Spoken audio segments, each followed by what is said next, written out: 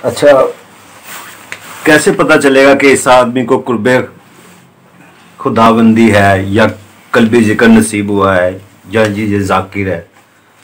جیسا کہ آپ نے فرمایا کہ پیر پڑھنا ضروری ہے اس کے بارے میں، کیونکہ ادھر تو ہر کوئی شریعت کا لبادہ بیٹھ کے اوڑھ کے بیٹھا ہوا ہے. بالکل اسی طرح ہے فی زمانہ جو ہے یہ حق و باطل میں نے پہلے بھی عرض کیا تھا آپس میں بالکل مل چکی ہے. آپ مسجد میں جاتے ہیں عالم بیٹھا ہوا ہے. یہ جو داعش والے تھے کیا وہ قرآن نہیں پڑھتے ہیں، حدیث بیان نہیں کرتے ہیں، نمازیں نہیں پڑھتے ہیں، لیکن جناب والا انہوں نے کتنا فتنہ فساد برپا کر دیا. حضور نے کہا میری امت 73 فرقوں میں تقسیم ہوگی صلی اللہ علیہ وسلم. 72 فرقے جہنمی ہے، ایک فرقے ناجیہ ہے، ما انا علیہ و اصحابی، جو میرا راستہ ہے سنت کا اور جو میرے صحابہ کا یعنی جماعت کا راستہ ہے جس کو اہل سنت جماعت کہتے ہیں. باقی 72 فرقے کس چیز سے بنے ہیں؟ یہ علماء سے بنے ہیں، یہ پڑھنے والے لوگ تھے. ان کے جو اصل مین جو 6 فرقے ہیں نا، 6 جس سے پھر آگے 12 بن گئے نا، 6 ضرب 12 کتنے بن جاتے ہیں؟ ہاں 6 12 72 بن جاتے ہیں. تو وہ یہ سب کے پیشوا جو ہے یہ پڑھنے والے لوگ تھے. یہ واسطہ بن عطا جس سے فرقہ معتزلہ بن گیا، یہ بہت بڑا عالم تھا اور تابعین سے پڑھنے والا تھا. حسن بصری کے ساتھ بیٹا کرتا تھا رضی اللہ عنہ، ان سے پڑھتا تھا. بالکل آپ نے درست کہا کہ اس زمانے میں ناقص پیروں کا ایک بارش ہے. وہ ہمارے ایک دوست ہے وہ کہتے ہیں جس کو کوئی رزق نہیں مل رہا نا، کوئی کاروبار نہیں مل رہا، وہ 2 کام شروع کرے، یا دم تعویذ شروع کرے یا پیری کا لبادہ اوڑھ لے. حقیقت یہ ہے، بڑی بڑی قسمت یہ ہے.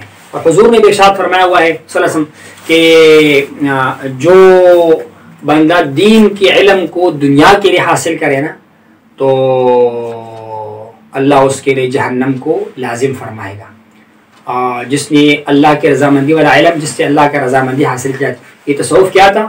اس سے اللہ کی رضامندی حاصل کرنا تھا. آپ اس کو دین کے حاصل کرو گے تو کیا ہے؟ اللہ آپ کو جہنم میں ڈالے گا. یہ حدیث شریف ہے، مشکات شریف کی حدیث ہے. لیکن یہ سوال آپ کر رہے ہیں کہ بھئی ہمیں کیسے پتہ چلے کون سا پیر صاحب جو ہے وہ درست ہے درست نہیں ہے.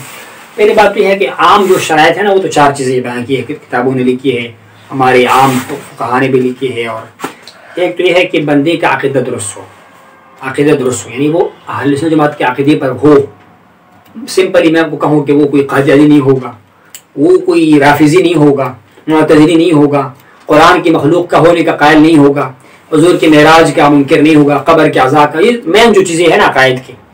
پہلا تو یہ ہو گیا. دوسرا یہ ہے کہ اس کے پاس تقوی ہوگی اور ظاہری تقوی آپ کو نظر آنا چاہیے اس کا، یعنی اس کا چہرہ، اس کا شکل، اس کا لباس سنت کے مطابق ہونا چاہیے. یہ ایک سمپل مثال میں پیش کر رہا ہوں. باقی اندر کی حالت کیا ہے؟ کمرے کے اندر اس کا آسانی سے علم بندے کو نہیں ہوتا نا. اس کے لیے یہ ہے کہ آپ ان کی مریدوں کو دیکھو، ان کے شاگردوں کو دیکھو، ان کی جو ہے جناب والا سنگت والے لوگوں کو دیکھو. آج کل میں اکثر کہتا ہوں کہ آپ پیر صاحب کے بیٹے کو دیکھو، پیر کو جج کرنا ہو نا اس کے بیٹے کو دیکھو. اس زمانے میں اگر اس کا بیٹا درست ہے، شریعت کا پابند ہے، نماز روزہ، سمجھو کہ پیر صاحب میں کچھ نہ کچھ معاملہ ٹھیک ہے اس کا، ورنہ پھر سمجھو کہ بھائی معاملہ جو ہے نا وہ ڈھیلا ہے. ہاں یہ بھی ہو سکتا ہے کہ پیر صاحب بیٹے پر سختی کر رہا ہوں، وہ نہیں مان رہا، کہ پیر صاحب کیا کرے گا؟ بیٹے کو ختم کریں، نکل جاؤ بھائی میرا بیٹا، یہ پھر ہو سکتا ہے. تیسرا کیا ہے؟ اس کے پاس کسی حد تک ظاہر علم ہو، دین کا علم ہو. یہ 14 فنون جو میں نے کہا نا کہ 14 فنون یا 15 فنون کا علم، یہ تو کسی مفسر کے لیے ضروری ہوگا نا، لیکن پیر کے لیے سارے علوم کا ہونا ضروری نہیں ہے. پیر کے لیے بنیادی عقائد کا علم ضروری ہے کہ وہ نماز کے فرائض، وضو کے فرائض، استنجا کا طریقہ، نکاح کا طریقہ، مین جو اس کی یاد ہو، تلاوت کر سکتا ہوں، حدیث سے خود فائدہ اٹھا سکتا ہوں. یہ اس نے لکھا ہوا ہے ہمارے خواجہ صاحب معصوم رحمہ اللہ نے کہ وہ اس قابل ہو جناب والا کہ وہ جو ہے وہ بغیر کسی استاد کے مسائل کو نکال سکے کتابوں سے. آج تک الحمدللہ ترجمے کا شکل میں بھی کافی آسانی ہو گئی نا. یہ ہو گیا تیسری بات، تیسرے کے ساتھ. اور چوتھی بات کیا ہے؟ اس کا سلسلہ سند جو ہے نا نسبت، وہ متصل ہو جناب محمد مصطفیٰ تک صلی اللہ علیہ وسلم. وہ کسی کامل پیر کا مرید ہو، پھر اس کا پیر کا پیر معلوم ہو، اس کے پیر کی پیر کا پیر معلوم ہو، اس کے پیر کی پیر کی پیر کا پیر معلوم ہو، یہاں تک کہ جناب محمد مصطفیٰ تک صلی اللہ علیہ وسلم. یہ 4 تو ہیں ظاہری چیزیں ہیں نا. پھر ہماری حضرت کیا اس میں ایڈ کرتے تھے کہ اس کو حیات قلبی حاصل ہو، اس کا دل اللہ کی یاد سے ذاکر ہو، اس کے ساتھ بیٹھنے والا دنیا سے بے رغبت ہو جائے، اس کے اندر آخرت کی محبت پیدا ہو جائے، اس کی گفتگو میں آخرت کا یاد پیدا کرے، اللہ کا یاد تمہارے دل میں ڈالے. اور حضور نے کہا اس ولی کے پہچان یہ ہے کہ جب اس کو تم دیکھ لو تمہیں اللہ کی یاد آ جائے. اذا رؤوا ذکر اللہ، جب تم اسے دیکھو تمہیں اللہ کی یاد آ جائے، جس کے مجلس تمہیں دنیا سے بے رغبت کرے، یہ چیزیں سارے مل جائے گی. ان کی مرید کی حال کو دیکھو، کیونکہ ہو سکتا ہے صرف پیر کا کامل ہونا ضروری ہے، پیر کا کامل مکمل دونوں ہونا ضروری ہے. کامل سے مراد کیا ہے؟ پیر صاحب خود پرفیکٹ ہے، ہر چیز اوکے ہے، بہترین ہے، لیکن وہ کسی کو اوکے کر نہیں سکتا، کسی کو مکمل کر نہیں سکتا. تو اس کا فیض صرف اپنی ذات تک رہے گا، دوسروں تک اس کا فیض جو حق ہے وہ پہنچ نہیں سکتا کمال ہے پہنچنے کے ساتھ. تو آپ نے مریدین کو بطور خاص چیک کرنا ہے کہ ان کی مریدین میں کیا صاحبان حال ہے، ان پر بھی اللہ کا فضل و کرم ہے، سنت کے لباس سے آراستہ ہے، ان کے پاس یہ علم ہے، ظاہر و باطن کا علم ہے. آپ یہ نہ کہ ظاہر کا علم پھر کہاں سے آئے. میں نے کہا ظاہر سے مراد یہ جو ظاہری علوم ہے نا، نماز کا، روزے کا، ان کے پاس یہ علم کافی حد تک ہونا، کافی حد مراد یہ کہ ضروری حد تک ہونا چاہیے، اور اس کا سند حضور تک متصل ہے، اس کے پاس سند اور ثبوت ہے. آج کل ارشاد خط کہتے ہیں اس کو نا، یا سند کہتے ہیں کہ بھائی اس کے پاس ایجاد ہے، تو پھر اس کو آپ کو بلیم نہیں کرنا چاہیے. ہاں آپ کی مزاج کے ساتھ موافق ہے کہ نہیں، اس کے لیے آپ کو استخارہ کرنا چاہیے. کیوں؟ آپ نکاح کرنا چاہتے ہیں، لڑکی بہترین ہے، پرفیکٹ ہے، ہر چیز مکمل ہے، تو بھی آپ کو مشورہ کرنا پڑتا ہے. کس سے؟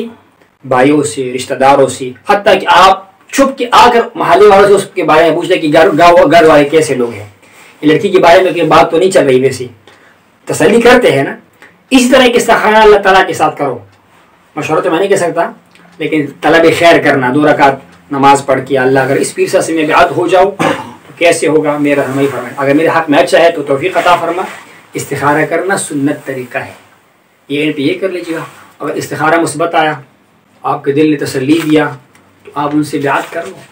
ہاں اسی لیے استخارہ کرو، یہ نہ ہو کہ آپ کا طبیعت جلال والا ہو، پیر صاحب جمالی ہو، آپ جمع والا ہو، پیر صاحب زہری ہو. اس کے لیے بھی استخارہ کرنا، مشورہ کرنا بہت ضروری ہے، تاکہ پھر یہ ہے کہ آپ کا آگے نسبت جو ہے نا، آپ نرم مزاج کے، بیوی بڑی تیز مزاج کی ہے، پھر چلنا مشکل ہو جاتا ہے. میں ویسے ابزر مثال پیش کر رہا ہوں، اس کے لیے پھر استخارہ کر لیجیے گا. انشاءاللہ میری بات آپ کو سمجھ آ رہی ہے. تو یہ ہے کہ یہ چیز ضروری ہے. باقی یہ نہیں ہے کہ اس زمانے میں اولیاء نہیں ہے، اولیاء ہے. قیامت کے دن تک حضور نے کہا جب تک زمین میں اللہ اللہ ہوگا قیامت برپا نہیں ہوگی، جب اللہ اللہ نہیں ہوگا تو قیامت برپا ہو جائے گی. اور اس زمانے میں ایسے لوگ ہیں الحمدللہ. میں نے عرض کیا اولیاء کرام اقل ہوں گے لیکن اکمل ہوں گے. یہ مجھے سب فرماتے ہیں کہ آخر زمانے میں اولیاء کرام کم ہوں گے، لیکن جو ہوں گے تو چھوٹی کے لوگ ہوں گے، یعنی کمال والے لوگ ہوں گے، لیکن اکے دکے ہوں گے. اسی لیے اگر آپ نے اصل حقیقی کو تلاش کرنا ہے، جو میں نے سامنے عرض کر دیا نا، 4 مین بات ہی، اس کے ساتھ یہ 4-5 چیزیں، اور ایک حیات قلبی ہو. پھر آگے میں نے آپ کو نہیں بتایا کہ اطمینان نفس ہو. اب یہ تو نظر میں نہیں آ سکتا نا. نفس مطمئن ہو، عناصر کا اعتدال ہو، اس کو یہ فنا، تینوں فنا کا مقام حاصل ہو چکا ہو. اس کے بعد ایک اور چیز بھی ہے، سیر اللہ، سیر فی اللہ، سیر فی اشیاء، سیر عن اللہ باللہ. وہ 4 سیور طے کر چکے ہو، تب وہ کامل پیر کہلائے گا. وہ راسخ پیر ہوگا، راسخ عالم ہوگا.